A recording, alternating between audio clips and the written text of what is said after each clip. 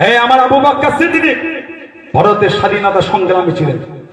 সিদ্দিক ভারতের স্বাধীনতা সংগ্রামী ছিলেন। ফ্রিডম অফ ফাইটার, ভারত স্বাধীন করে। আমি সেই বংশের বাচ্চা। আমার পদ্দাদু, আমার বাবার দাদু ভারত স্বাধীনের জন্য তিনিও কলকাতার রাজপথে নেমেছিলেন। বীর আবু বকর সিদ্দিক রহমাতুল্লাহ।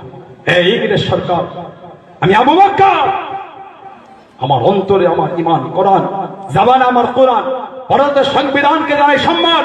আমি আবু বকর কলকাতা রাজপথে বলে দিলাম, যদি ভারতবর্ষের উপর অত্যাচার হয়, যদি আমার ইসলামের উপর অত্যাচার হয়, আমি আবু বকর ঘরে চুপ করে বসে থাকবো না। আমি আবু বকর রাস্তায় নামতে বাধ্য হব।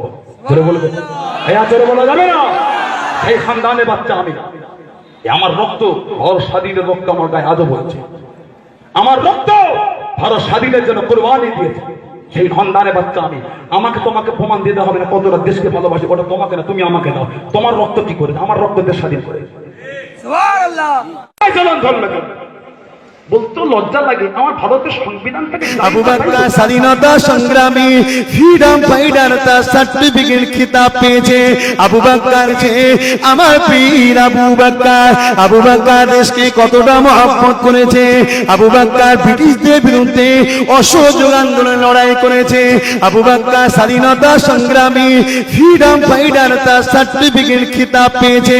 আবু বকরকে এমএলএ মন্ত্রী নয়, এক রাষ্ট্রের মালিক বানানো হয়েছিল।